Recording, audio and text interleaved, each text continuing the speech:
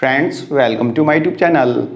Friends, अभी हाल ही में केंद्रीय आवास और शहरी मामलों के मंत्री श्री मनोहर लाल खट्टर की अध्यक्षता में एक बैठक हुई और इस बैठक में मेट्रो के अलग अलग रूट्स के एक्सटेंशन और अलग अलग रूट्स और इसके अलावा आरआरटीएस के अलग अलग रूट्स के बारे में चर्चा की गई। फ्रेंड्स, जैसा कि आप लोगों को पता ही है कि दिल्ली में कश्मीरी गेट से बल्लभगढ़ तक जाती है वायलेट लाइन और इस वायलेट लाइन के एक्सटेंशन की बात यहाँ पे की गई। इस वायलेट लाइन को बल्लभगढ़ से आगे पलवल तक एक्सटेंशन की बात यहाँ पे की गई।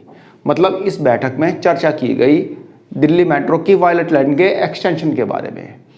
फ्रेंड्स, जैसा कि आपको पता ही है कि ग्रीन लाइन जो है बहादुरगढ़ तक जाती है, कीर्ति नगर से बहादुरगढ़ और इंद्रप्रस्थ से बहादुरगढ़ तक। लेकिन ग्रीन लाइन का एक्सटेंशन तो ऑलरेडी हो ही रहा है। अभी फेज 4 कॉरिडोर को क्लियर किया था सेंट्रल गवर्नमेंट ने लोकसभा चुनाव से पहले, जिसमें कि ग्रीन लाइन को इंद्रप्रस्थ तक ले जाने की बात हुई थी। मतलब अप्रूवल मिल चुका था इंद्रलोक से इंद्रप्रस्थ तक, तो बहादुरगढ़ से डायरेक्ट इंद्रप्रस्थ तक तो ग्रीन लाइन हो ही जाएगी। तो लेकिन फ्रेंड्स, यहाँ पे जो ग्रीन लाइन का एक्सटेंशन है वह बहादुरगढ़ से आगे करने की चर्चा की गई, असोदा तक। तो ग्रीन लाइन असोदा तक ले जाने की बात यहाँ पे की गई है। फ्रेंड्स, इसके अलावा इस बैठक में दिल्ली एयरपोर्ट को गुरुग्राम, फरीदाबाद और जेवर एयरपोर्ट तक जोड़ने की फीजिबिलिटी और फ्लेक्सिबिलिटी तलाशने की बात भी की गई है। इसके अलावा इस बैठक में दिल्ली मेट्रो के कुछ नए रूट्स और आरआरटीएस के कुछ एक्सटेंशन के बारे में भी चर्चा की गई है और इन एक्सटेंशन और इस नए रूट से रिलेटेड स्टडी करने की बात की गई है। फ्रेंड्स, गुरुग्राम के सेक्टर 56 से पंचगांव तक और गुरुग्राम के सेक्टर 9 से एम्स बाड़सा तक मेट्रो की फीजिबिलिटी तलाशने की बात इस बैठक में की गई है। इसके अलावा दिल्ली के ढांसा स्टैंड से बाड़सा और गुरुग्राम के पालम विहार को एयरपोर्ट लाइन से जोड़ने का अध्ययन किया जाएगा। इसके अलावा इस बैठक में आरआरटीएस, जो कि दिल्ली सराय काले खां से पानीपत तक प्रपोज्ड है, उसे करनाल तक ले जाने की बात कही गई है। ऐसी चर्चा इस बैठक में की गई है। इसके अलावा आरआरटीएस से रिलेटेड एक और प्रोजेक्ट दिल्ली सराय काले खां से लेके धारूहेड़ा तक जो प्रोजेक्टेड है, उसके आगे धारूहेड़ा से आगे मतलब बावल और राजस्थान के शाहजहांपुर तक ले जाने की चर्चा इस बैठक में की गई है और इस पे स्टडी करने की बात भी इस बैठक में की गई है। इसके अलावा इस बैठक में मनोहर लाल खट्टर ने बोला है कि गुरुग्राम के सेक्टर 56 से पंचगांव तक जो मेट्रो लाइन प्रपोज्ड है उसका पूरा का पूरा खर्च हरियाणा सरकार उठाने को तैयार है। बस एक बार उसका डीपीआर तैयार हो जाए, मतलब कि डीपीआर को मंजूरी मिल जाए, तो 15 दिन के अंदर अंदर इस मेट्रो के रूट को सेंट्रल गवर्नमेंट अपनी मंजूरी दे देगी। मतलब कि डीपीआर अप्रूव होने के बाद जो सेंट्रल गवर्नमेंट अप्रूवल देती है वो 15 दिन के अंदर अंदर वो काम पूरा कर लिया जाएगा। आइए एक बार आप खुद सुन लीजिए कि मनोहर लाल खट्टर ने कौन से मेट्रो रूट और कौन से आरआरटीएस के बारे में क्या क्या बोला है। सबसे जो उसमें बड़ा प्रोजेक्ट है गुरुग्राम की मेट्रो लाइंस। कैबिनेट से मंजूरी उसकी हो चुकी है और जनवरी में 2025 में उसका टेंडर आदि हो जाएगा और उसके बाद उसको बहुत तेज गति से काम को शुरू कराया जाएगा।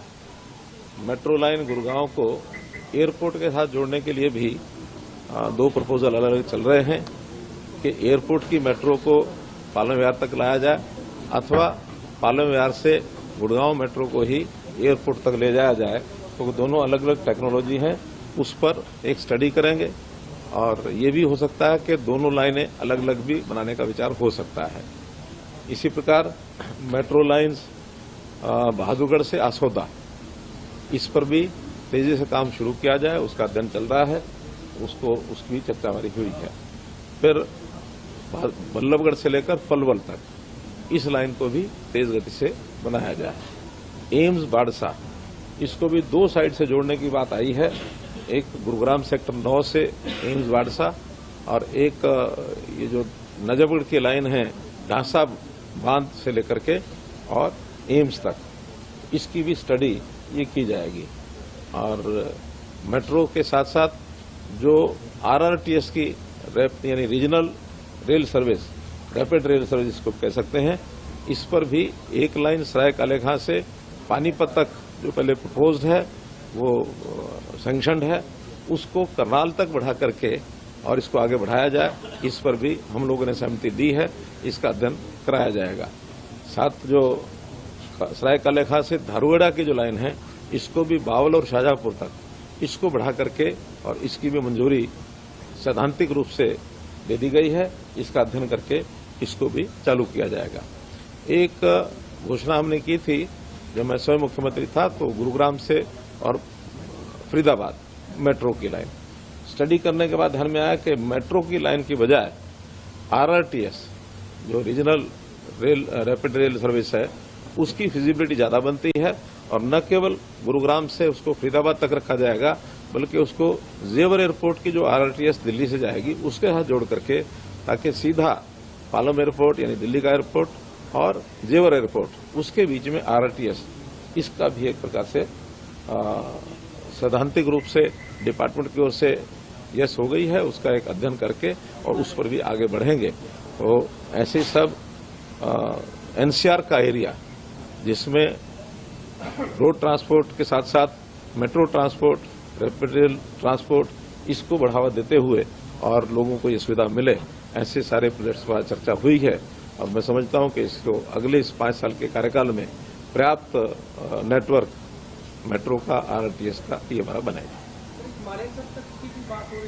हाँ, सेक्टर 56 से लेकर और पचगांव तक एक मेट्रो का ये प्रोजेक्ट भी आज उसको डिपार्टमेंट ने मंजूरी उसको देने के लिए इसलिए हमने हाँ कर दी है, क्योंकि उसमें हरियाणा के लोगों ने एक बड़ी जो घोषणा की है कि इस प्रोजेक्ट पर केंद्र की ओर से जो पैसे के इन्वेस्टमेंट की बात थी उसको उन्होंने कहा हरियाणा अपनी ओर से ही और पूरा पैसा खर्च करेगा।